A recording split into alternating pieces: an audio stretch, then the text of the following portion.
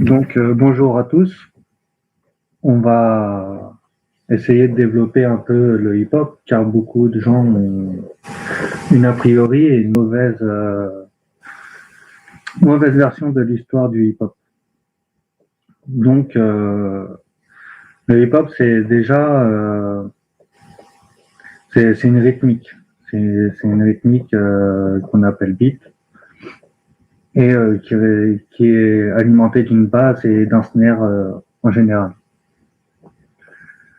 Alors, le hip-hop prend naissance à New York en 1974, qui est en fait la combinaison de Kool Herc et Scott La Rock. En fait, à l'époque, dans les années 70, ce qu'il faisait, c'est qu'il faisait des block parties.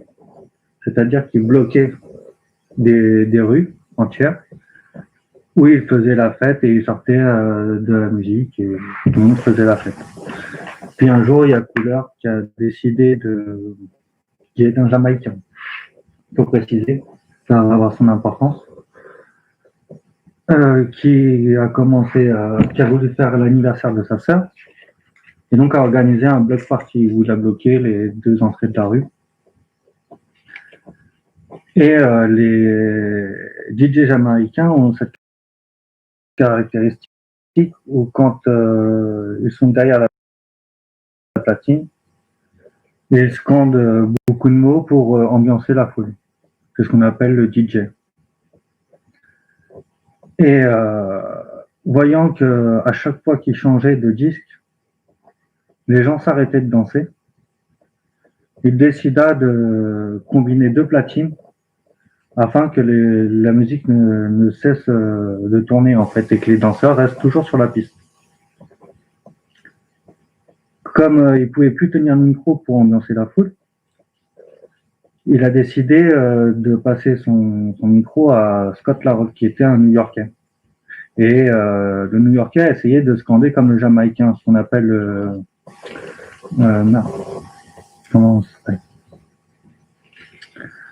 Il a essayé de faire le même flow que les Jamaïcains, mais il n'a pas réussi. Il a toasté, voilà. On appelle ça le toast. Le flow jamaïcain, c'est le toast. Il a essayé de toaster, mais il n'a pas réussi avec son flow américain, et donc ça a donné ce qu'on appelle les premières naissances du rap. C'est là où on commence à mettre un flow.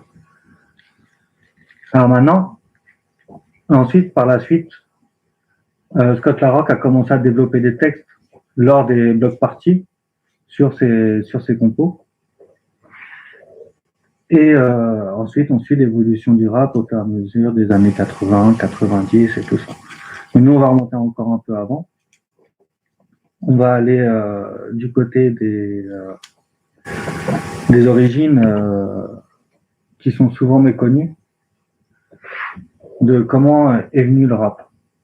Alors, on a vu qu'il y avait une partie du toast jamaïcain qui a amené le flow, mais ça, c'était pour la partie New York. New York, on parle souvent de naissance du hip-hop à New York. Sauf qu'en fait, le New York n'a fait que juste mettre en lumière une façon de remixer le blues, la funk et les soul qui viennent de Détroit, du Sud et de Californie. D'ailleurs, c'est pour ça qu'aujourd'hui ils ont perdu le monopole dans le hip-hop, c'est qu'ils ne créaient pas la musique, ils ne faisaient que la recomposer. Donc, on a plusieurs styles de hip-hop. On a le style un peu new-yorkais qui est plus basé sur la poésie. C'est ce qu'on retrouve chez les Last Poets, c'est ce qu'on retrouve chez Gilles Scott-Heron aussi, qui est dans ce système-là. C'est un flow très très décomposé. C'est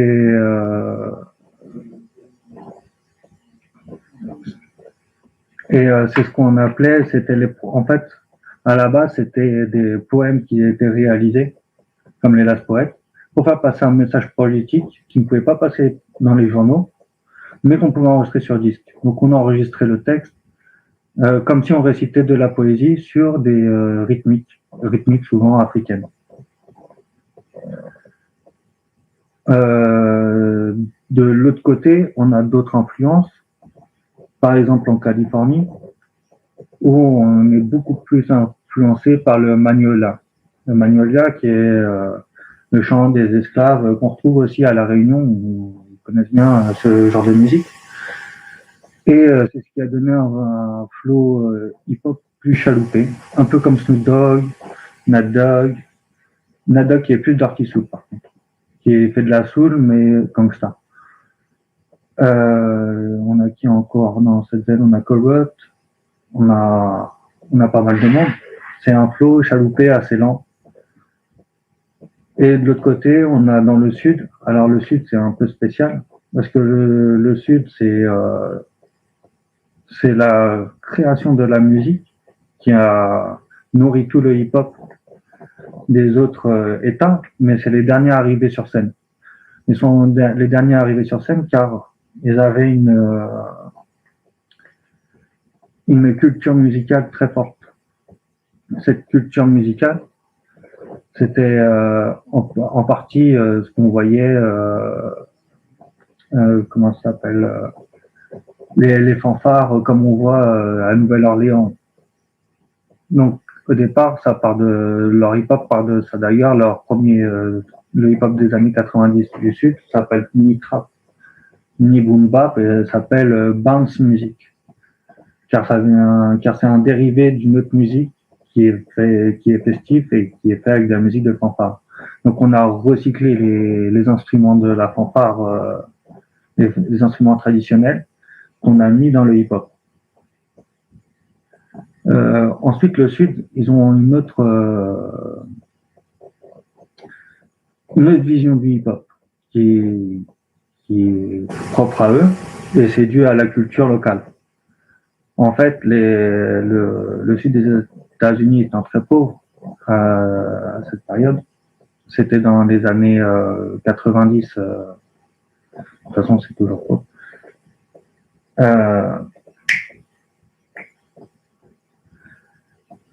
Et même les hommes se prostituaient, il y avait beaucoup de transsexuels, de drag queens, c'était un peu le melting pot, c'était un peu ce qu'on trouve aujourd'hui. Et comme les gangs étaient trop violents, ils n'étaient pas acceptés pour faire des scènes hip-hop. Les seules personnes qui pouvaient faire des scènes hip-hop, c'était les drag queens, car ils ne ramenaient pas de violence. C'est pour ça qu'aujourd'hui, dans le hip-hop sudiste, on a une culture très forte on a une culture très forte très efféminée, en fait. Comme on peut voir Young Thug, par exemple, qui porte une robe sur la pochette de son album en 2012. Dans le Sud, ça choque pas, c'est normal. C'est la culture. Et aujourd'hui, on arrive à un point où cette culture du Sud, déjà a repris ses lettres de noblesse, car eux, ils ont créé la musique, comme je dis. C'est que, par exemple, un beatmaker new-yorkais va être plus basé sur un sample, alors qu'un producteur de Houston ou de Nouvelle-Orléans va plus être dans la fabrication de son instrumental. Donc c'est pas les mêmes procédés et c'est pas les mêmes techniques. Et d'ailleurs c'est pas les mêmes matériels. Dans le Sud, ils ont inventé la LIS. C'est une machine pour faire la grosse basse que l'on entend qui résonne dans le hip-hop du Sud.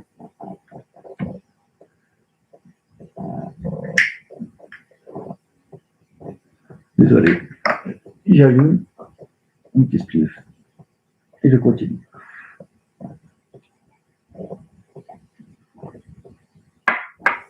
Donc aujourd'hui, comme il y a une culture musicale plus présente dans le sud des États-Unis que dans le nord, où c'est beaucoup plus imprégné dans la culture, aujourd'hui, c'est normal qu'ils se retrouvent les plus créatifs. Par contre, ce qu'on appelle en France trap, ce n'est pas de la trap. C'est on va redéfinir le terme trap.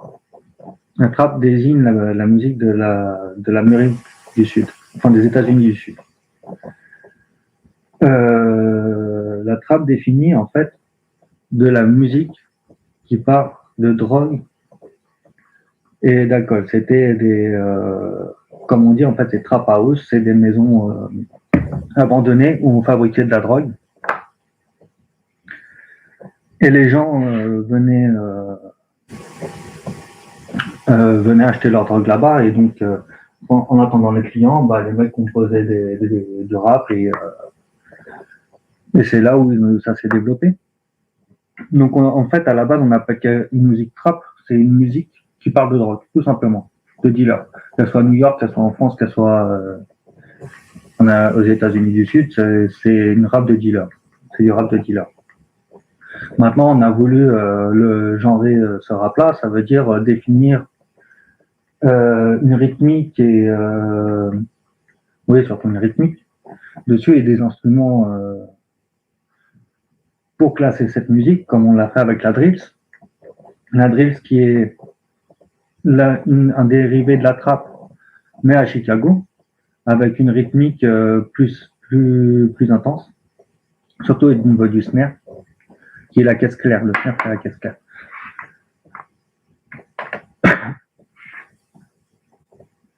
Et donc, nous, en France, on a surtout développé, c'est un mélange de culture du Sud au niveau de l'esthétique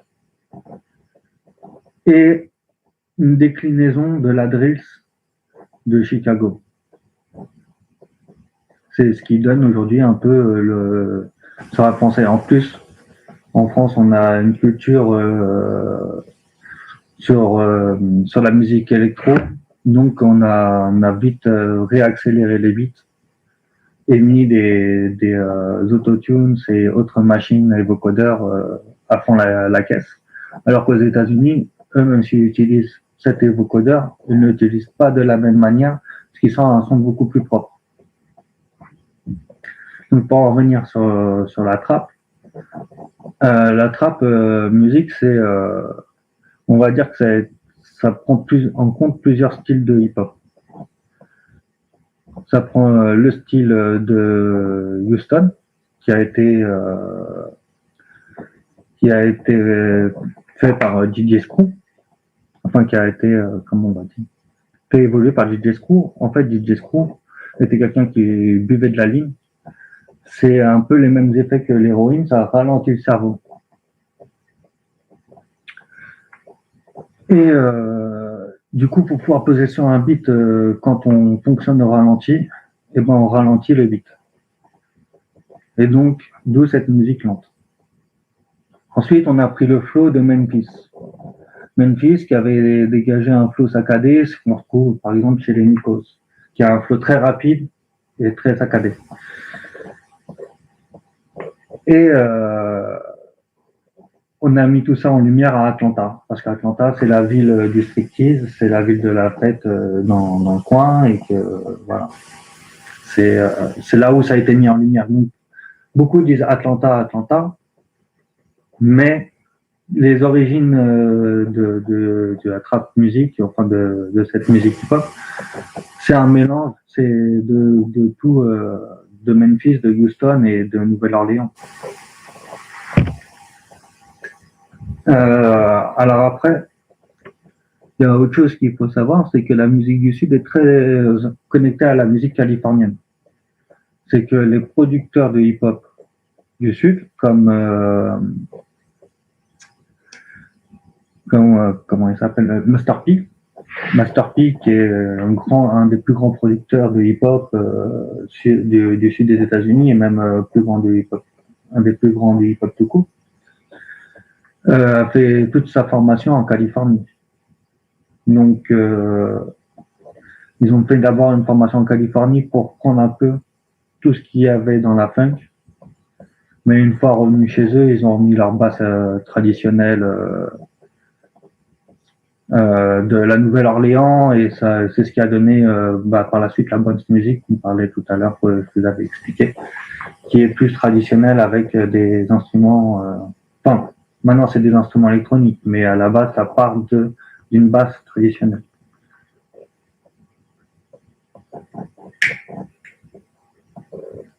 Ensuite, il y a la Californie. Alors la Californie, c'est aussi un endroit très créatif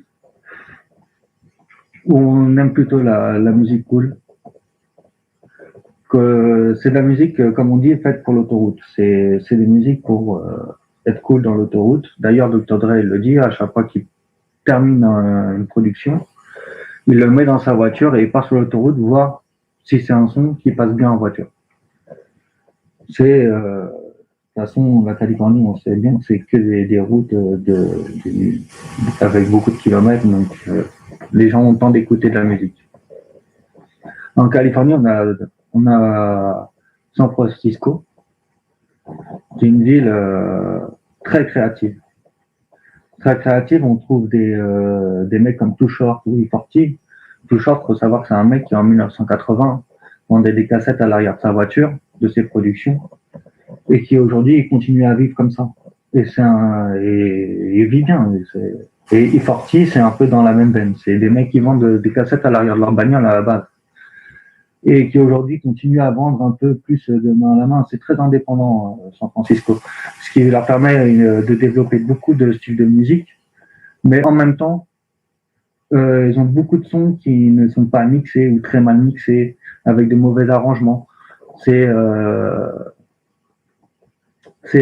très brouillon.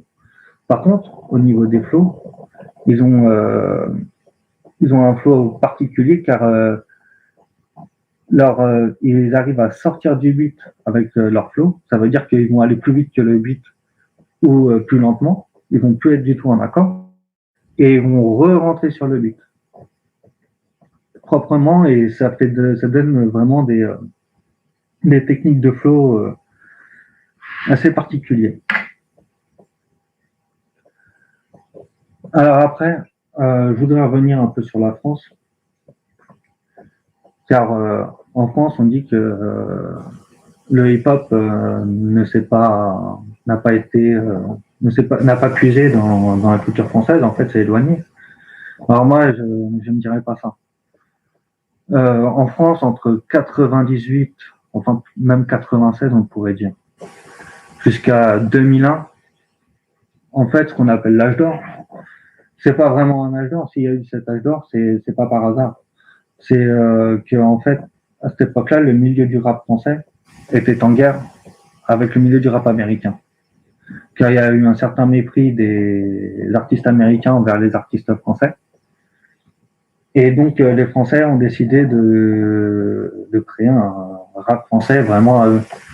Donc, à partir de ce moment-là, on a commencé à avoir des samples de Michel Berger, de toutes sortes d'artistes français. On allait puiser dans la musique française.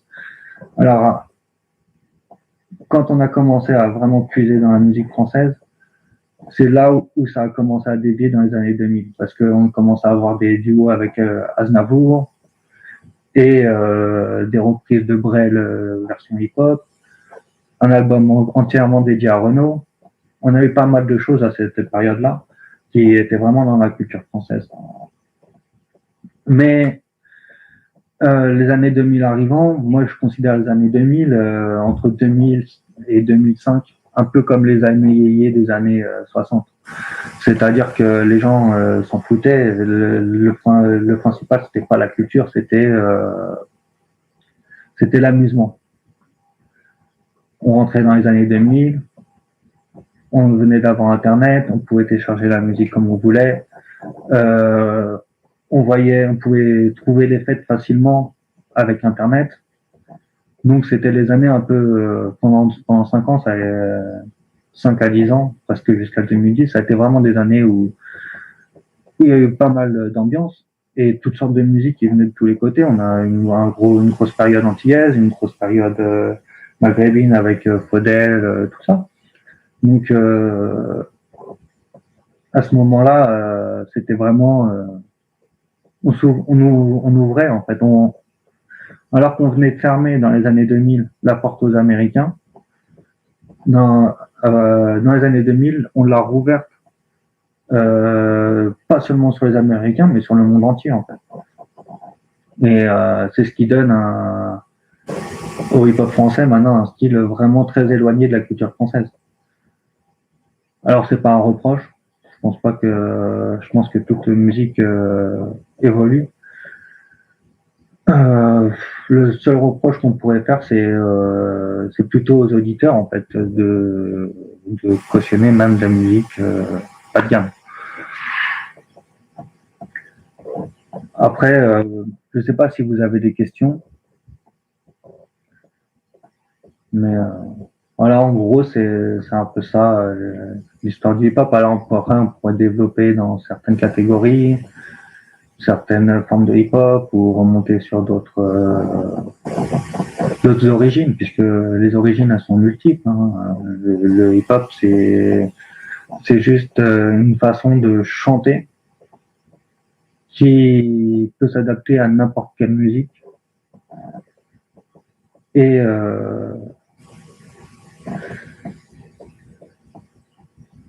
Ouais, moi j'avais noté ça, mais j'écoute que d'une oreille parce que je suis en train de bosser en même temps. Mais je me demandais, tu sais, là, tous les films, là, il y en a en play, Battle, machin, là, tu sais, où t'as des groupes de jeunes là, qui sont qui se fritent, enfin, ils se fritent en dansant, là, tu sais, et machin, là, tout ça. C'est ce genre de musique, le hip-hop?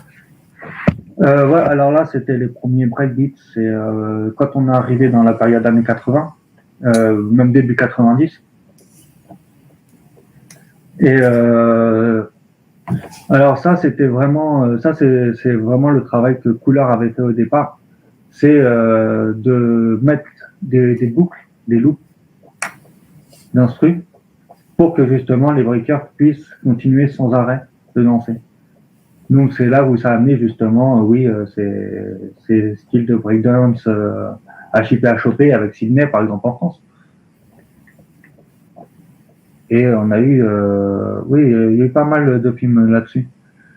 Mais ça c'est vraiment le hip-hop pour la danse, c'est pas le hip-hop pour le chant. C'est difficile de chanter sur des rythmes comme ça, même si ça s'est fait, mais c'est surtout des musiques en ambiance comme Planet Rock de c'est Africa Bambaataa, je crois. Enfin, à l'époque, on avait Africa Bambaataa, on avait plein de monde qui faisait ce genre de musique, mais c'était de l'amusement. C'est quand on est arrivé dans le hip-hop amusement. Mais avant le hip-hop amusement, on a quand même eu un hip-hop conscient, mais qui n'était pas vraiment du hip-hop tel quel. Mais si on écoute du J. Scott Heron, The Revolution is Not Television, c'est vraiment les prémices. Tu as vraiment une rythmique au tambour vraiment qui fait un beat en fait. Et J. Scott Heron chante de façon vraiment hip-hop. Et on peut reprendre l'album des Last Poets, c'est pareil. Et ça, les Last Poets, c'est années 60, je crois. C'est ton les Black Panthers. Mais ça s'appelait pas hip-hop. Ça s'est appelé hip-hop. En fait, le hip-hop, c'est un nom qui a été donné par Africa Bambaataa et la Zulu Nation. C'est qu'en fait, il y avait plusieurs styles qui se développaient en parallèle. Tu avais le rap par la voix, le breakdance par la danse. C'est exactement ce qu'il y a marqué sur Wikipédia là, que j'ai mis. Là, ouais. Exactement ça, ouais. Le rap. J'ai même pas lu en plus. C'est exactement ça. Donc, ça, ce que tu disais, ça a commencé en 1970 dans le Bronx. Et que c'est le rap, le DJing, ce que tu avais dit aussi. Changer de musique pour pas qu'il y ait de trous, en fait, pour pas qu'il y ait de break. Le breakdancing ou b-boying, je sais pas. B-boying, ouais. Le breakdance, ça va être plus les figures au sol. C'est coupole, tout ça tourné sur la tête. Ça, c'est du break. Le b-boy, ça va être plus celui qui va faire du smurf. C'est avec les mouvements avec les mains, tout ça. Oh, c'est vieux ça, putain, ceci ne me rajeunit pas.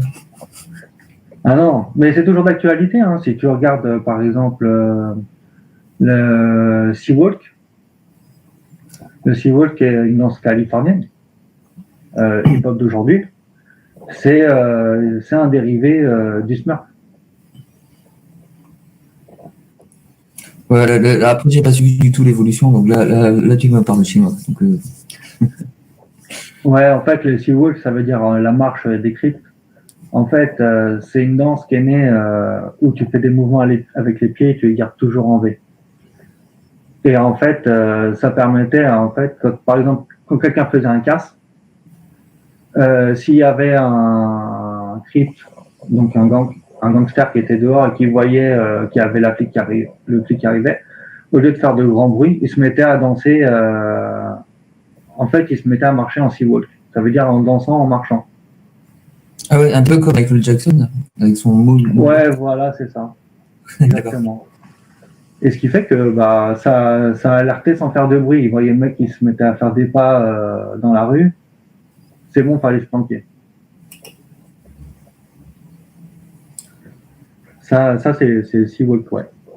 Et oui, le hip-hop, c'est Afrika Bambaataa qui a créé le hip-hop en réunissant plusieurs disciplines qui évoluaient en même temps en parallèle et sur à peu près les mêmes genres de musique. Mais par exemple, il y a un truc qu'on oublie beaucoup de dire, c'est que le hip-hop est un enfant de... la techno est un enfant du hip-hop. Par exemple, David Guetta, il a commencé en tant que DJ de Sydney à chipper à choper. C'est lui qui a fait la première compilation rap. Ah ouais. Voilà. Personne ne sait que David Guetta, c'est un pionnier du hip-hop.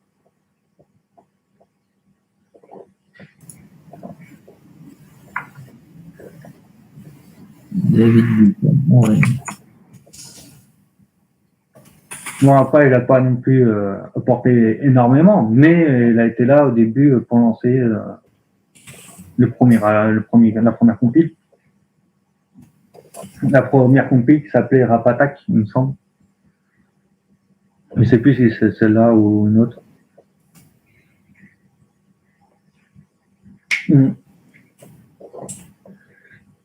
Ouais, après, là où on a vraiment un style particulier, c'est la Californie. La Californie qui est en fait, qu'ils ont créé un style, un propre style à eux, dans les années 60 en fait, quand ils ont voulu faire le Hollywood et le rêve californien.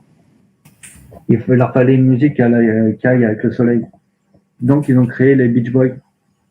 Les Beach Boys qu'ils ont fait, et après toute la musique de Californie d'écoute des Beach Boys. Les Beach Boys, c'est des héros là-bas.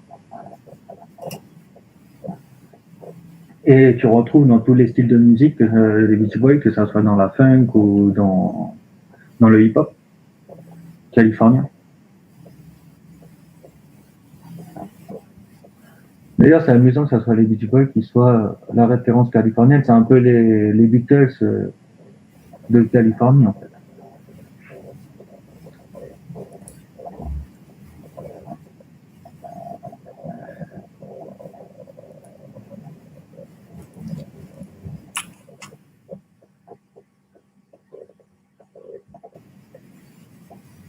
Mais après, oui, il y a plein de choses à voir dans le hip-hop, à apprendre. Et je pense qu'en fait, ça faudrait retrouver.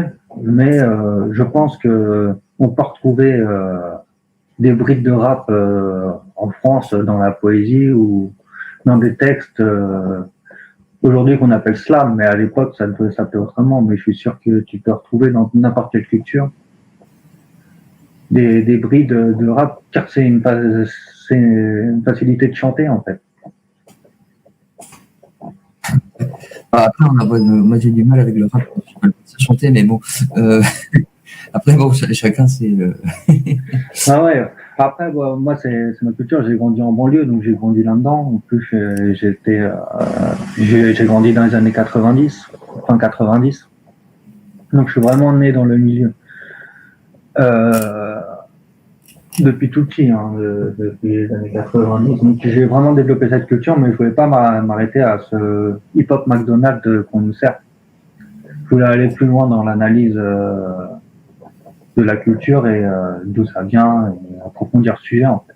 Que ça soit pas juste un truc McDonald's qui a été vendu pour contrôler la population et sa colère et faire des manipulations politiques derrière, parce que c'est ça aujourd'hui qu'il s'agit dans le hip-hop.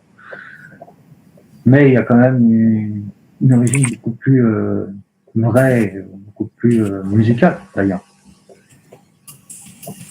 Après, c'est vrai que comme dit Roy, c'est pas des vrais instruments. Ça, ça remue pas l'air. Ouais. Mais bon, on peut l'écouter dans sa voiture. Je doute que Roy puisse y jouer du banjo dans la voiture.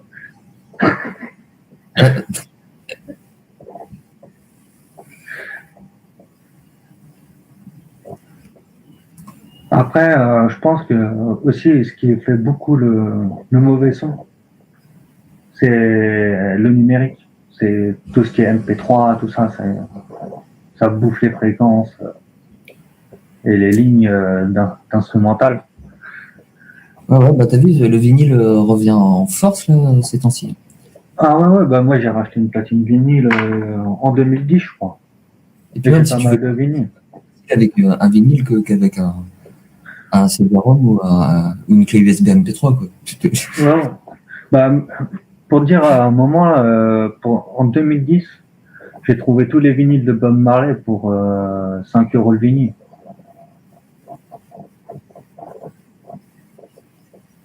Ah, ça va, hein. Ah ouais, c'est propre. Parce qu'à l'époque, un vinyle, c'était dans les minimum 50 francs quoi. Voilà. Ouais. Et d'ailleurs, pour les vinyles qui sont enregistrés aujourd'hui, ceux qui veulent acheter des vinyles, faites attention parce qu'il y a beaucoup de vinyles qui sont réenregistrés sur du numérique. Ils n'ont pas repris les bandes pour enregistrer le vinyle, ils ont repris le CD et ils ont enregistré le vinyle à partir du CD.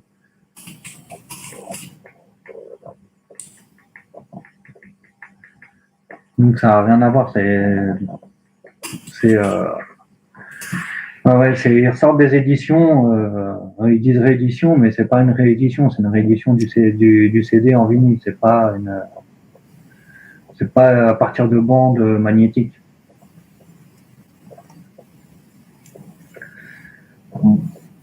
D'ailleurs, pour les bandes magnétiques, il y a un truc qui est très intéressant par rapport à ça. C'est ce qu'on parlait l'autre jour avec Roy, c'était pour les dubs. Les dubs, en fait, les Jamaïcains, ce qu'ils s'amusaient à faire, c'était découper les bandes musicales et les recomposer. C'était les premiers DJ en fait. Et voir, ils s'amusaient à souffler de la fumée dessus ou à les encrasser pour faire exprès de faire des crépitements et des sons, des autres sonorités.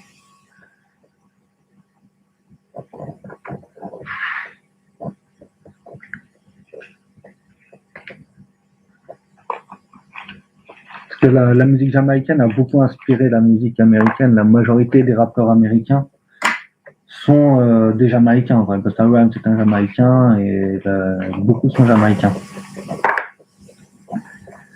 Et en fait, on ignore, mais il y a une très très grande influence de Jamaïque dans tout ce qui est hip-hop et musique américaine. Que ce soit dans le blues ou même le rock. Hein. Parce qu'avec le rocksteady, à l'époque, c'était une variante du rock en Jamaïque. Il y a le ska aussi, qui était pratiqué là-bas, qui est dans la même lignée.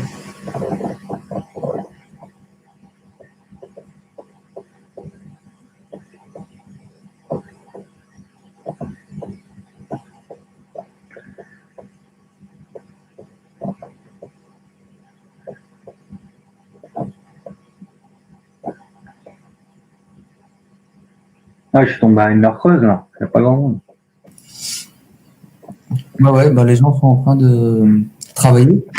Bah, j'espère pour ceux qui ont la chance d'avoir encore un boulot. Ouais, ça me laisse le temps de m'entraîner sur StreamYard. Ouais, voilà, ouais, c'est ça, ouais. De me mettre à l'aise. Pour les premières fois, tout pour prendre de la confiance et de. C'est ça. Et après, donc, du coup, il y a quelqu'un qui grappe. Alors, mais c'était qui? J'ai vu ça tout à l'heure. Mais c'était dans l'après-midi. Je sais qu'Alester, il m'en a posé pas mal. Donc ça aurait été pas mal qu'il soit là, mais apparemment il n'est pas.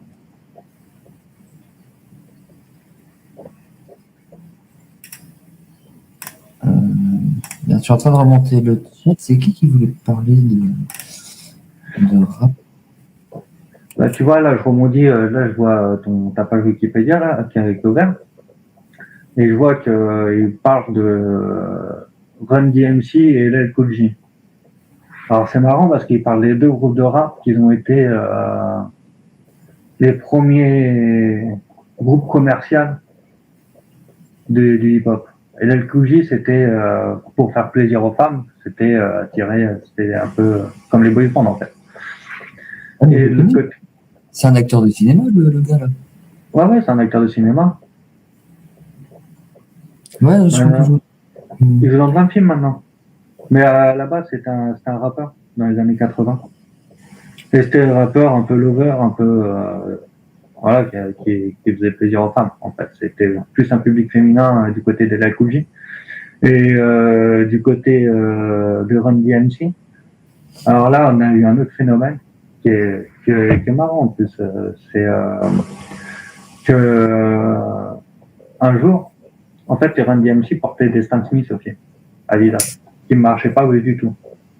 Ils marchaient très peu, ça marchait un peu dans la rue, mais sans plus. Et comment ils ont voulu faire le manager de Run DMC. Il est parti voir Adidas et leur a dit, vous voyez, mes poulains là, ils portent des Adidas et tous ceux qui le suivent, ils portent des Adidas aussi. Et Adidas, ils ont fait, ouais, on en a rien à foutre. Et jusqu'au moment où le présentateur, enfin le manager, il dit, venez avec moi au concert. Donc ils vont dans le concert. Et là, il y a Run DMC qui enlève ses chaussures, qui les montre au public et qui dit maintenant tous ceux qui ont des Adidas les lèvent en l'air. Et là, tu as tous les gens qui ont levé leur Adidas en l'air. Et le mec de chez Adidas, il a été très surpris de ça, il tombe sur le cul. Donc direct derrière, il a fait signer un contrat avec Adidas, avec Run DMC. Et Run DMC ont sorti une chanson, My Adidas. Et c'est là qu'on a vu arriver toute la période Stan Smith, Adidas en France. Et donc c'était le premier contrat entre une marque et un groupe de rap. On a la même chose du côté de LL Cool J, mais avec Kangol. Il portait toujours des chapeaux Kangol. Je sais pas si tu te souviens des espèces de bérets à l'envers, avec un kangourou dessus. C'est un marque Kangol et c'est devenu une mode dans les années 180 où dans le hip-hop tout le monde avait les casquettes à l'envers avec des bérets à l'envers avec marqué avec le petit kangourou Kangol. Et c'est là que c'est à partir de ces deux groupes-là que vraiment les industries ont pris conscience de la puissance médiatique du hip-hop et de la publicité qu'ils pouvaient faire, et qu'il a été repris en main par des grands groupes de multinationales en fait, mais qui a eu beaucoup de signatures.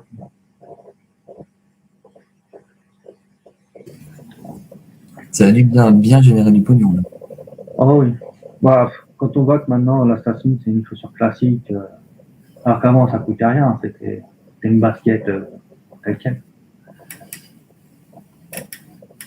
Maintenant ça coûte une blinde. C'est pareil, LL Cool J a mis à la mode les survêtements. C'est les survêtements une pièce. À l'époque, ils portaient pas des survêtements, ils étaient plutôt habillés rock. Alors là, on a Public Enemy. Alors Public Enemy, eux aussi sont très intéressants. Parce qu'on a deux personnages complètement différents. On a Flavor Flav, qui est un peu foufou. D'ailleurs, il a marqué beaucoup le hip-hop parce qu'il porte, tu vois, une grosse horloge sur la poitrine. C'est son signe distinctif. Alors, c'est celui qui est un peu fou. Il est un peu dans ses délires, il fait un peu des conneries. Lui, son truc, c'est drogue et sexe, rock'n'roll. Et de l'autre côté, on a... comment il s'appelle? Vous allez voir son nom dessus, là. Je sais plus de son nom, mais j'ai un trou. Chuck D, Chuck D, ouais. Chuck D. Alors Chuck D, lui, il est rentré dans la mouvance Black Panthers et Nation of Islam et tous ces trucs-là. Et en fait, ce qui a rendu Public Enemy, c'est ce qu'on va dire les prémices du rap conscient ou révolutionnaire. Alors ils ont fait un clip qui a beaucoup marqué, c'est comment il s'appelle ce clip?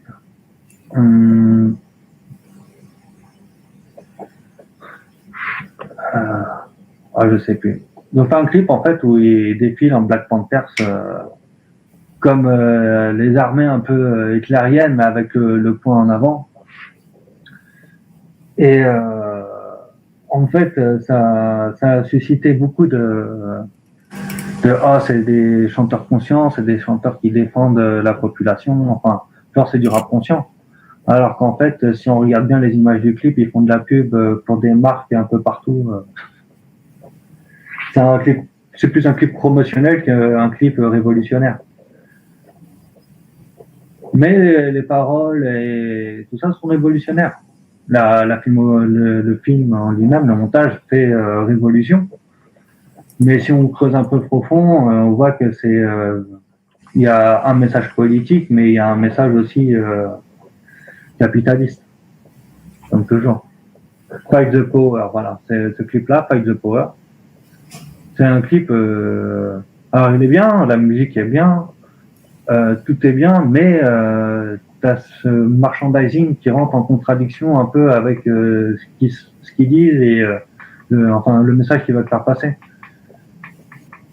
C'est toujours un peu ça dans les hip-hop, c'est que c'est très ambigu. Hein. D'un côté, ils essayent de faire passer des messages, mais d'un côté, les messages qu'ils essayent de faire passer sont toujours orientés parce que souvent, on a des gens qui sont très peu cultivés, qui se retrouvent dans des cercles de gens de bourgeois, et les bourgeois leur inculquent leur vision des choses qu'ils retranscrivent après en texte. En fait, si les rappeurs font des textes de merde, c'est pas parce que c'est tout simplement qu'ils ont qu'une culture politique ou quoi que ce soit et qu'on peut reprendre ce qu'ils ont entendu à droite à gauche, pas beaucoup. D'ailleurs, surtout dans les cercles, dans les petits cercles de Paris. On encourage les petites dentes qui ne peuvent pas monter. Oui, petite dente. Petite dente est demandée à l'accueil du StreamYard.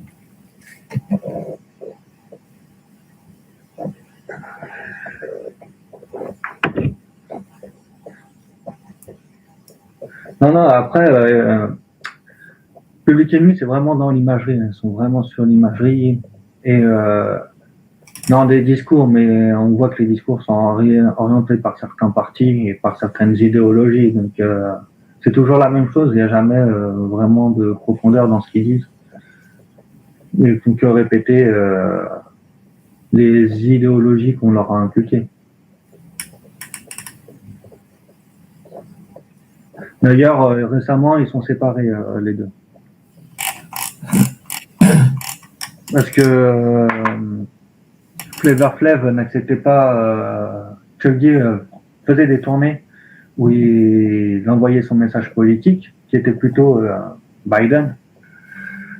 Et Flavor Flav ne cautionnait pas. Donc il a dit je boycotte les concerts et je viens pas. Et du coup, ils ont rompu leur contrat là cette année.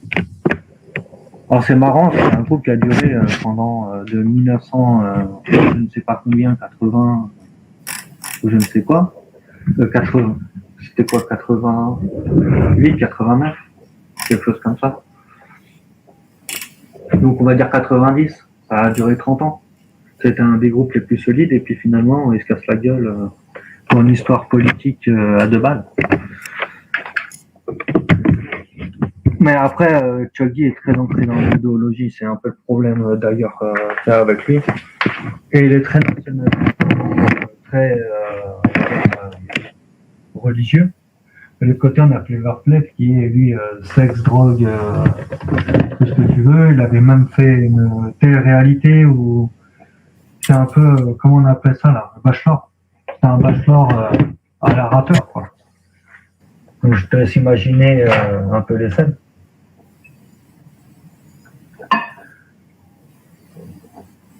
Donc ils étaient plus du tout en accord l'un avec l'autre et dans l'idéologie et même dans la politique à la fin. Mais ils ont quand même fait quelques bons sons, quelques hits.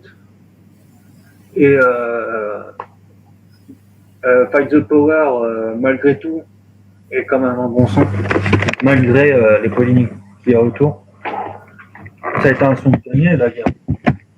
Par contre, je sais pas ce que tu prends avec ton micro, là, mais il y a des bruits bizarres. Je sais pas si Ah, c'est parce que il bouge. Il a bougé. C'est mieux là? Ouais, c'est bon. Là, c'est les oreilles. Ah, désolé. Ouais, Après, on a eu pas mal de groupes hein, dans le même style, un peu. Alors, soit révolutionnaire dans le son, soit révolutionnaire dans les paroles. Les gens du Sud, eux, étaient plus dans la révolution du son. Ils ont vraiment travaillé la musique, ils ont créé des instruments justement pour faire des basses et des comment ça s'appelle les tables de mixage adaptées aux musiques qu'ils voulaient faire. Et puis, ce que les gens ne savent pas aussi, je sais pas si les gens connaissent J Prince. Alors, les gens connaissent beaucoup Puff Daddy, les grands producteurs de hip-hop, mais personne ne connaît J Prince. Et J Prince, c'est vraiment la tête. C'est lui le plus riche du hip-hop. Il contrôle toute la ville de Houston, lui appartient à peu près. C'est un des plus grands mafieux du Sud. En fait, son truc à J Prince, c'est qu'il a des liens avec la mafia. Et ce qu'il a fait, c'est que avec l'argent qu'il a gagné, il a racheté tout Houston. Ça veut dire que tout Houston lui appartient pratiquement. Ça va, cool. Ouais, et surtout qu'en fait, il a créé des quartiers pour les pauvres où les gens n'ont pas forcément besoin de payer le loyer, sont tranquilles. Mais si J Prince dit faut aller régler le compte d'un tel ou un tel, les mecs ils y vont sans poser de questions. Je donne un exemple.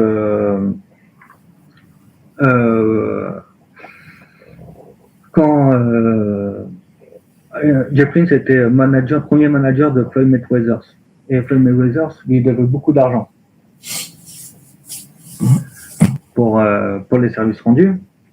Donc J Prince il n'est pas passé par quatre chemins. Il a envoyé une équipe à la salle de boxe de Floyd Mayweather. Et les mecs sont arrivés armés et ils ont dit au patron de la salle, maintenant tu appelles Floyd Mayweather si tu dis qu'il verse de l'argent sur le compte. Tant qu'il ne verse pas l'argent, nous on part pas. Et si vous ne versez pas l'argent, on explose tous les genoux de tous les boxeurs. Et dans la minute, c'était réglé. C'est un peu les techniques de J Prince. D'ailleurs, dans les pop, quand J Prince parle, tout le monde se tait. C'est quand ils se mettent d'un conflit, ils règlent tous les conflits. Par exemple, on a eu un conflit il y a très peu de temps entre Drake et c'était qui Drake et un autre artiste, je sais plus qui. Et J Prince, il a intervenu et c'était Pusha T, où il s'insultait à travers les musiques et Pusha T avait énormément insulté Drake. Et donc Drake allait répondre par un titre qui allait être assez violent. Et J Prince est intervenu, il a dit non, Drake, tu sors rien du tout. Donc Drake, il a sorti une chanson, mais cool. Et il a dit à Pusha T, maintenant toi t'arrêtes tes conneries aussi. Et Pusha T, il a arrêté. Et c'est toujours comme ça quand J Prince arrive, tout le monde se tait. Il y avait un autre Alors, je sais pas si vous vous rappelez de la chanson des Loonies, I Got Five for It. C'était dans les années 90, les Loonies. Il y avait un des chanteurs des Loonies qui avait signé chez Jay Prince et il se sentait tellement en sécurité qu'il insultait Master P, l'autre gros producteur des États-Unis du Sud. Et donc, Master P dit je vais pas me laisser insulter par un guignol. Il est parti et il l'a enlevé, il l'a mis dans son coffre. Et, et après, il a demandé une rançon à la famille pour libérer le rappeur qui venait de kidnapper. Et comme il avait signé chez Jay Prince a appelé Master P et Master P a dit, et il a dit à Master P, c'est mon poulain, tu le libères parce que je vais pas payer pour vos conneries. Et je lui dis d'arrêter de t'insulter. Donc derrière, Master P l'a libéré. Et puis derrière, on n'a plus jamais entendu l'autre rappeur insulter Master P. Quand tu dis Master T, on parle du même, là, celui qui a joué dans Rocky 3, là? Non, Master P, on connaît pas trop en France. Ah, d'accord. Il est pas très très connu. En fait, c'est un mec. L'agent touriste, tu sais, le black. Ouais. Non, c'est pas ça. Non, là c'est Master comme maître. Oh, ok, d'accord. Et Master P, en fait, c'était le roi du Sud dans les années 90, début 2000. Et en fait, ce mec-là, il a jamais eu besoin de faire promotion à New York ou à l'international. Il marchait tellement bien dans le Sud que il vendait même plus ses CD à la Fnac, ça servait à rien. Et en fait, il produisait album sur album et les vendait dans la rue et ça suffisait. D'ailleurs, il y a plein de gens qui se posent des questions avec les États du Sud, parce que les États du Sud, où ils ont signé des contrats qui sont incompréhensibles en fait. Parce que c'est des labels indépendants, mais qui sont quand même rattachés à une maison de disques. Et la maison de disques, alors si je me souviens bien du deal, alors t'as ça avec le truc de Master P qui est celui de Birdman, c'est deux labels, Master P et Birdman, et les deux labels ont à peu près le même contrat, et c'est un contrat qui est assez bizarre parce que ils prennent 80% du chiffre d'affaires, enfin des bénéfices. Donc ils reversent que 20% à la maison de disque, mais c'est la maison de disque qui paye tous les frais d'enregistrement. Je sais pas si tu vois ce que je veux dire. Bah si, c'est plutôt l'inverse d'habitude. Exactement. Et il y a deux labels aux États-Unis, dans le Sud, où ils ont eu ce deal-là. Et c'est pour ça qu'ils sont devenus très puissants et qu'ils ont vendu des CD à la chaîne en format McDonald's parce que c'était la poule aux œufs d'or. D'ailleurs, Lil Wayne, tous ces gens-là sont issus de ce mouvement-là. Ouais, ils produisaient à un moment. Master P, sa production sortait 5 albums par mois. Il sortait un album par semaine, les mecs. Et dans le Sud, comme ils n'écoutaient pas vraiment le hip-hop du Nord, bah ça se vendait, ça restait local, mais ils vendaient assez pour vivre correctement, pour vivre de la musique. Et ça, c'est une question que beaucoup se posent, c'est comment ils ont fait pour obtenir ce deal. Pourquoi eux ont obtenu ce deal. Alors que, bon, ils auraient pu... Il y en a, ils disent que c'est parce que c'était du rap de campagne et que l'industrie ne misait pas dessus. Je veux bien, mais de là faire un deal de ce genre-là, je trouve que c'est un peu bizarre. Bon, après, on sait que les labels du Sud sont très liés à la drogue et aux mafias. Par exemple, le label de Birdman qui s'appelle... c'est celui de Lil Wayne, là. Ah, je sais plus comment il s'appelle. J'ai plus les noms en tête. Celui de Birdman, en fait, Birdman, son grand frère, c'est Terrence, je sais plus quoi. Et lui, c'était un mec c'était un vrai gangster. C'était un mec qui faisait des meurtres, c'était un mec qui faisait du vol, qui vendait de l'héroïne et tout. Et c'était l'argent qui alimentait le label. On a la même chose avec la Black Mafia, ce qu'on appelle la BMF, Black Mafia Family, qui était un réseau de drogue à Atlanta qui alimentait les productions locales. Et ça marchait beaucoup comme ça. Parce qu'en plus, le Sud, ils avaient un réseau de drogue assez spécial. Comme eux, ils sont pas passés à la cocaïne comme tous les autres États.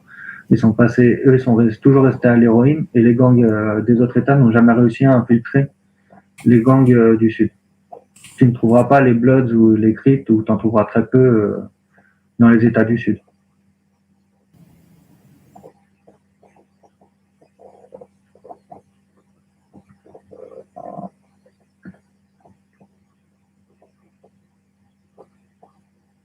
Ouais, DJ Milite, c'est ce que je disais, le vinyle coûte très cher.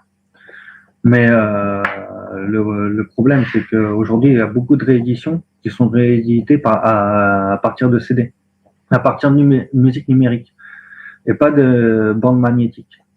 Et ça change tout au son. Ça n'a rien à voir. On prend ton MP3, on le grave sur un vinyle, ça reste du MP3. Ah merde, je pensais qu'ils rééditaient les vinyles à partir des bandes de base, tu sais, là, les... Ouais, les bandes magnétiques. Alors, il y en a quelques-uns, oui, mais la majorité, non. C'est du vol. Comme disait, je crois que c'est Foucault. Ah oui, si tu refais un vinyle à partir d'un putain de MP3, bah évidemment, il n'y a aucun intérêt, quoi. Exactement. T'as perdu la moitié de la qualité du son, quoi. Bah, je sais plus comment ça s'appelle, c'est pas la bande, tu sais, quand tu enregistres en studio, là. C'est analogique. Une bande analogique. C'est bande, ouais. Le nom, je crois. Ouais, c'est bande. Je pensais que ça avait un autre nom, tu vois. Non, c'est une bande analogique. Yo, Vance, t'es encore là? C'est super. Ouais, je suis là. Ah, super. Et t'as tenu le sujet à partir du moment où je suis parti jusqu'à maintenant? Non, moi je suis arrivé vers 4h30. Ils m'ont pas lâché en réunion là. Il y a plein de femmes qui découvrent la conférence. Comment on fait des conférences, c'est un nouveau jouet. Ouais. T'es obligé d'assister à un dîner de femmes par visioconférence, comme si tu téléphones avec elles. Oh, le vénard. Ouais. Non, mais c'est cool. Depuis 16h30, et t'as vu, il est 6h moins 10, et t'as tenu 1h20 sur le sujet, puis apparemment, c'est encore pas fini. Ah, c'est super, hein. J'essaye de broder. J'ai pas préparé un exposé aussi bien préparé que toi. Je suis venu un peu à l'arrache en freestyle. Justement. J'essaie de développer comme je peux. Ah, mais justement, tu as autant plus de talent, Vince, que tu fais sans préparation, tu vois. Non, mais c'est super. Du coup, on passe un peu du coq à l'âne. Mais j'essaye de redorer un peu le blason de ce hip-hop et cette musique McDonald's qu'on nous présente tous les jours, qui a vraiment des origines profondes dans des musiques traditionnelles aussi. Ouais. Et qu'à chaque fois qu'ils ont voulu revenir un peu plus vers le traditionnel, on les a renvoyés vers autre chose. En fait, on a renvoyé les rappeurs vers autre chose qui n'est plus dans la tradition. Ouais, je vois bien. Et d'ailleurs, quand tu dis ça, bah, tu veux que je te laisse poursuivre ton exposé ou Non, on peut discuter. C'est bien que il y a un dialogue, un échange. Comme ça, c'est plus facile pour moi de savoir ce que les gens voudraient savoir ou veulent comprendre. Ok. Et alors, du coup, parce que tu vois, je viens seulement d'arriver là. Mais tu vois, tout à l'heure, là, j'étais à la cabane des Gilets jaunes, puis j'étais tout seul, tu vois, donc j'étais un peu pensif. Et je repensais justement, c'est marrant parce qu'on a dû faire de la transmission de pensée aussi, tu vois. Parce que je repensais, je pensais à ce sujet-là, tu vois, que tu viens de développer là. Et alors je sais pas, ça se trouve, je suis complètement à côté de la plaque, mais je vais te dire quelles étaient mes pensées à un moment. C'est que je repensais justement aux traditions et je savais que dans Alors, moi, je sais pas les termes de ces musiques nouvelles, là, tu vois. Moi, après le hip-hop, j'ai vu ce que c'était le hip-hop, mais j'étais déjà pas dedans, tu vois, à l'époque. Mais par contre, je me souviens d'un film avec Eminem et les mecs, ils pratiquaient la joute verbale. Ouais. Et en fait, cette joute verbale, là, elle est issue du blues parce que les bluesmen faisaient des joutes verbales aussi. Ils appelaient ça les Dirty Dozen. Je ne sais pas si ça te dit quelque chose. Et Alors non, voilà. mais je sais qu'il y avait la même chose à New York. Les gangs de New York s'affrontaient à la base par joute verbale aussi. Alors justement, concernant moi la partie que je connais, le blues, c'était pas cantonné à New York. En fait, c'est une pratique qui était répandue sur tout le territoire parce que justement les bluesmen faisaient des joutes. Alors soit des joutes musicales, c'est-à-dire c'était à celui qui jouait le mieux de la guitare. C'était le conflit qu'il y a eu à un moment avec Robert Johnson et merde, comment il s'appelle je vous avais passé. Enfin bref. Et il y avait aussi les joutes verbales. Et dans les joutes verbales, pourquoi ça s'appelle Dirty Dozen? Parce que c'est des insultes. Et en fait, l'adversaire se faisait insulter. Et à la 12e fois, la douzaine, tu vois, Dirty Dozen. Et si au terme de la 12e fois, le mec il s'était pas énervé, puis qu'il n'avait pas tapé la gueule à l'autre, tu vois, ils avaient gagné, tu vois. Et ça se faisait dans le blues. Oui, bah ça c'est la base du hip-hop aussi. Hein. C'est vraiment, en fait, comme je dis, le hip-hop, c'est beaucoup de genres qui se ressemblent et qui ont été réunis à New York. Alors c'est pour ça qu'on dit souvent le rap c'est New York. Non, le premier mixage McDonald's était de New York. Mais ils ont pris des musiques blues du sud, ils ont pris de la soul de Détroit, ils ont pris de la funk de Californie et ils ont mixé tout ça. Mais la base de la musique, elle n'est pas de là, elle est de ces autres États.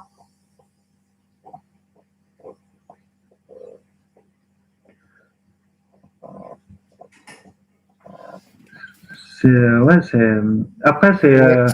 Excuse-moi, j'étais en train de faire couler mon thé, mais je t'écoute, j'entends ce que tu dis. Ouais, je vois bien, mais donc tu vois, on reste quand même dans la tradition, avec aux États-Unis un prolongement du blues, parce qu'en fait le blues ça a marqué vraiment un courant important dans l'évolution même générale des États-Unis. Oui, et pour la rythmique, d'ailleurs, du beat hip-hop, ça vient d'Afrique. C'est une rythmique à la base qui vient d'Afrique. C'est une période où les gens, les Afro-Américains retournaient beaucoup dans leurs racines. Et comme il y avait une grosse influence aussi Jamaïque, qui sont très proches avec les tambours, sont très proches des Africains. Du coup, ça a ramené ce beat, cette basse et cette caisse claire en rythme. Ouais. En fait. Ouais. Et ça, c'était déjà, j'ai expliqué dans mon exposé là aujourd'hui. Enfin, je n'ai pas précisé ça, mais quand j'expliquais qu'au départ, que Eddie Ledbelly, qui avait fait The House of the Rising Sun, qui a repris les Animals après, j'expliquais qu'au départ du blues, en fait, c'était du folklore des pays de l'Ouest européen, le folklore des colons, et qui était basé sur 3 accords. Et j'avais dit qu'ils avaient mis leur gamme africaine dessus, leur gamme à 5 notes, ce qu'on appelle la pentatonique, ce qui a donné le blues. Et au niveau du rythme, c'est pareil. Au niveau du rythme, c'est marrant parce que tu peux avoir un rythme binaire, mais qui sonne ternaire, tu vois. Ouais. Et ça, c'est issu aussi des rythmes, tu vois. Toujours dans le prolongement de la tradition, à partir des Afro-Américains qui ont créé le blues, quoi, en fait. Oui, c'est ça. Mais, le blues, c'est la base. de pratiquement toute la musique américaine, et qui après a suivi différents courants, qui a été adapté selon les États, parce que en plus, ce que les gens ne pensent pas beaucoup, c'est aussi par rapport à la vie en société, mais au climat. Parce que dans une ville comme Houston, qui est dans le sud très ensoleillé, enfin, tout le Texas ou la Californie, on a un son plus similaire que la Californie et la Nouvelle-Orléans, par exemple. Le climat n'est pas le même. La population, tout n'est pas le même. Bien sûr. Bien sûr. Bien sûr. Et puis même le blues, alors excuse-moi de faire des apartés sur le blues, parce que tu es dans un autre truc, mais ce que je veux dire, c'est que oui, c'est pour ça aussi. Ouais. C'est pour ça aussi que le blues, donc, qui part du sud, hein, eh bien, il est resté acoustique dans le sud, avec un certain style, et il s'est électrifié, c'est-à-dire amplifié dans les villes du Nord, parce que dans les villes du Nord, c'est une ville industrielle et il y avait du bruit. C'est ça. Il tu vois le faut se phénomène, faire entendre par-dessus le bruit. Et c'est vrai que quand tu joues dans une plaine ou quand tu joues dans une ville, ça a déjà, même l'écho n'a pas le même son, tout n'a rien le même son. Tu es obligé de... Ouais, alors je vais... Ouais, absolument. Je vais rectifier ce qu'il dit DJ. DJ, quand il dit le blues est lié au hip-hop, non, c'est l'inverse. C'est le hip-hop qui est lié au blues. Tu vois? Il ne faut pas inverser le... Vas-y, continue, Vince. Ouais, alors après, moi, c'est pareil. Alors, les gens, ils aiment bien revenir tous au hip-hop, mais moi, je préfère découper. Pour moi, le hip-hop, ça reste la musique, un rythme. Et le rap, c'est une façon de chanter. D'ailleurs, si on écoute les rappeurs sud-américains, des États du Sud, on verra qu'ils ont un flow beaucoup plus blues, beaucoup plus chanté. C'est moins décortiqué, découpé comme à New York. Si tu mets du hip-hop des États-Unis du Sud, tu retrouves vraiment du son blues dans ce son, dans la guitare, dans la voix, dans la mélodie, tout ça. Alors que si tu vas du côté de Californie, là, c'est ce que je disais tout à l'heure, leur flow vient du manuela. Comme à La Réunion, c'est les chants des esclaves. Et donc, ils ont un flow beaucoup plus lancinant, nonchalant, feignant, mais qui correspond bien au climat et au tempérament des gens du coin, quoi. Puis la musique californienne, eux, leur base, c'est les Beach Boys. C'est leurs Beatles, ça.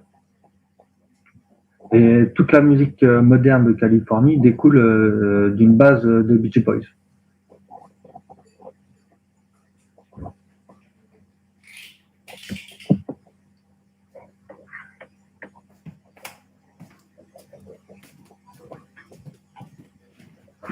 Ouais.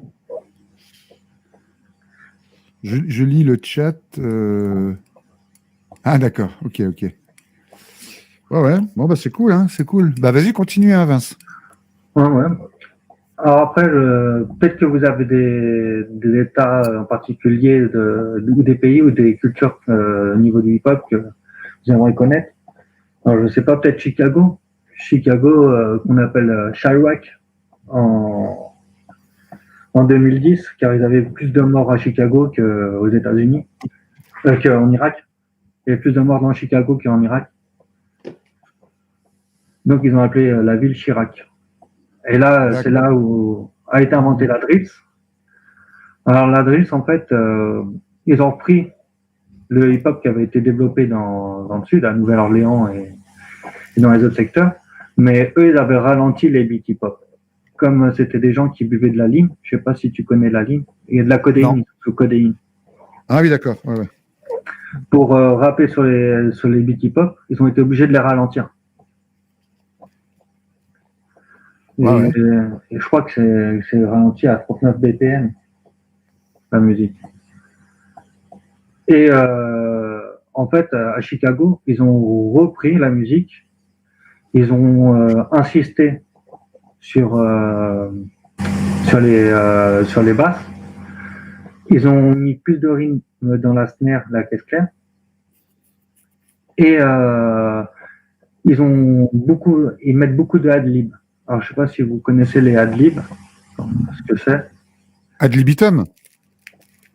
Ah, je sais pas, on appelle ça de l'ad-lib. En fait, c'est quand ils sortent des mots comme des chœurs, en fait. Sauf que c'est quand ils font des ou des hématopées ou qui disent des mots. Ok, ouais, c'est ça. Ouais, je vois. Ah ouais. Ad libitum en musique, c'est ad libitum, ça veut dire libre en fait, librement. Voilà. Voilà, c'est ça. Eux, ils ont même dans le sud des États-Unis, ils ont des mecs qui sont payés juste pour faire des ad-libs. Le mec, il va toucher 10 000 $ juste pour faire un ad-lib sur une musique. Ouais, alors justement, le ad-lib, tu sais d'où ça vient, le ad-lib? Non.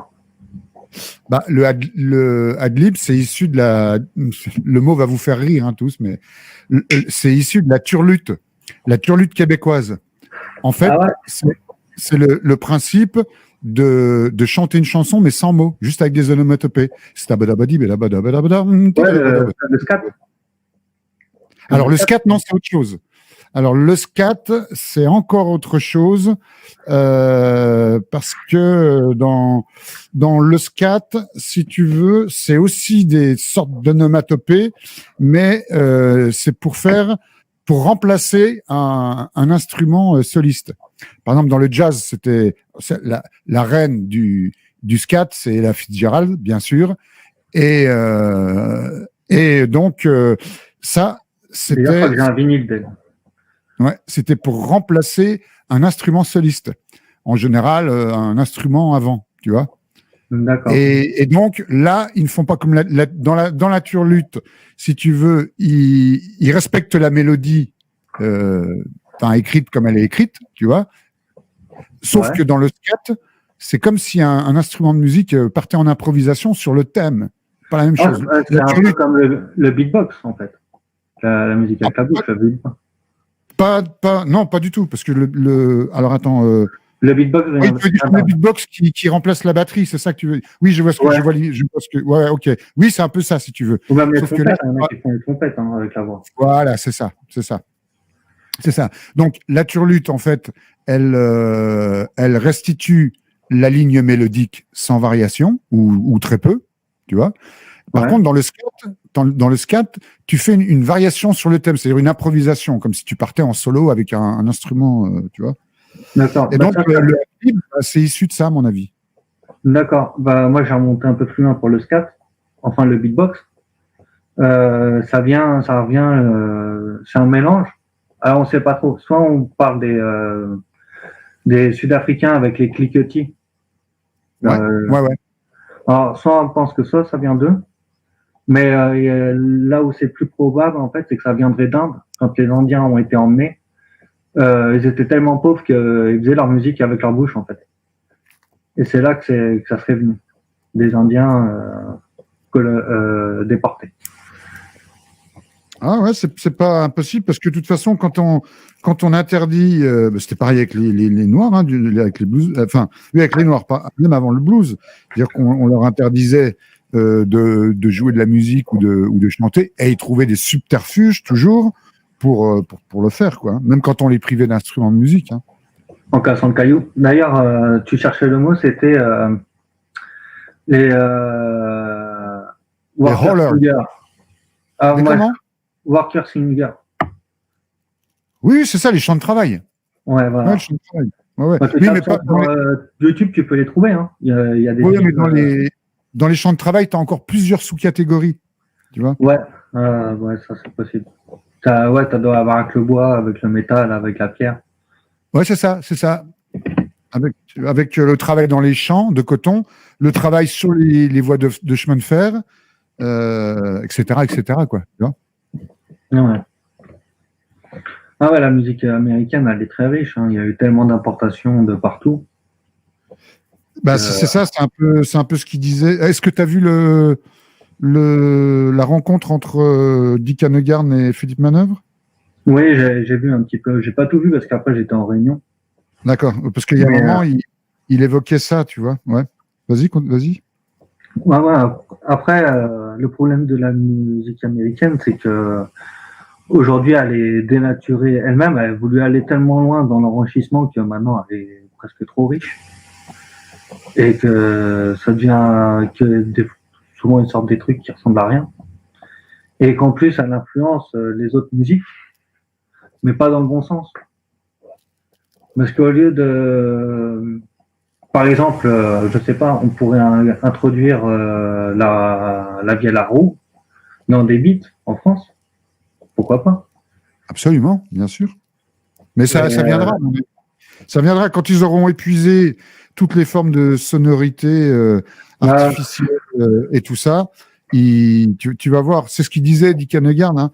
Il y a un moment, moi, les j'y crois pas folklore. trop. J'y crois pas trop Pardon? parce que j'y crois pas trop parce qu'en fait, moi, j'ai connu vraiment, j'étais implanté dans la période années 96-2000, et c'est la période qu'on appelle l'âge d'or du hip-hop. Et en fait, c'est un âge d'or. Pourquoi? C'est parce que les rappeurs américains avaient du mépris pour les rappeurs français et les rappeurs français ont décidé de boycotter le rap américain. Et du coup, ils sont retournés dans le piano, dans le violon, dans les musiques traditionnelles. Ils ont fait un album entièrement repris de Renaud, des reprises de Jacques Brel, des collaborations avec Aznavour. Il y a eu pas mal de choses de faites. Sauf que dans les années 2000, c'était l'ouverture d'Internet, c'était l'ouverture sur le monde. Et c'était un peu comme dans les années yéyé où ça a été une période entre 2000 et 2005 où c'était que de l'amusement et les gens prenaient de la musique de consommation pour s'amuser et a mis la musique culturelle un peu de côté. Mais c'était la découverte d'Internet, les premiers téléchargements où on avait accès à d'autres musiques que celles qu'on nous présentait sur le territoire. Ah ouais, je vois, ouais. Ah ouais. Mais c'est dommage parce que c'était une période où justement on commençait à reprendre dans la culture, à rechercher dans le répertoire français et tout ça. Sauf qu'avec l'ouverture, euh, les, euh, les rappeurs ont beaucoup plus pu s'inspirer des rappeurs américains qu'auparavant. Parce qu'avant, par exemple, dans les années 90, pour acheter un album, ça coûtait 100 balles, ça faisait cher. Donc on achetait 2, 3 albums américains, on les écoutait et on s'inspirait d'eux. Mais comme fallait faire un truc différent, on mettait quand même des touches françaises pour bien montrer que c'était français. Il y avait encore ce truc-là. Mais par la suite, comment on a eu accès à un tas d'albums et à vouloir tout essayer de copier. Et ben finalement, on a complètement délaissé les instruments culturels en fait. Puis ça va tellement plus vite de faire une musique par logiciel et c'est tellement plus rapide que les gens ont laissé tomber vraiment tout ce qui était traditionnel. Parce que même quand tu fais un sample avec un vinyle, ça n'a rien à voir que quand tu fais un sample, un loop électronique. Bah ouais, ouais. C'est Ouais, c'est complètement évident. différent. Ouais, ouais. Quand, par exemple, je sais pas, tu peux écouter un ancien Wu-Tang, RZA, qui marchait beaucoup avec des vinyles des années 60, ce qui était beaucoup soul. On sent le crépitement du vinyle, on sent la patte vinyle derrière, on sent que même si l'instrumental est un peu accéléré, on sent derrière qu'il y a que c'est pas du préfabriqué instantanément en 10 minutes quoi. C'est le mec il a bossé son sample et ce qu'il a incorporé ou ce qu'il a sorti du sample, chaque instrument. Alors que maintenant les instruments ils sont ils sont presque mis automatiquement. Ouais, ouais. Ouais, ouais. Ouais, ouais, mais si tu veux, enfin, pour moi, tout ça, depuis pas mal de temps, en fait,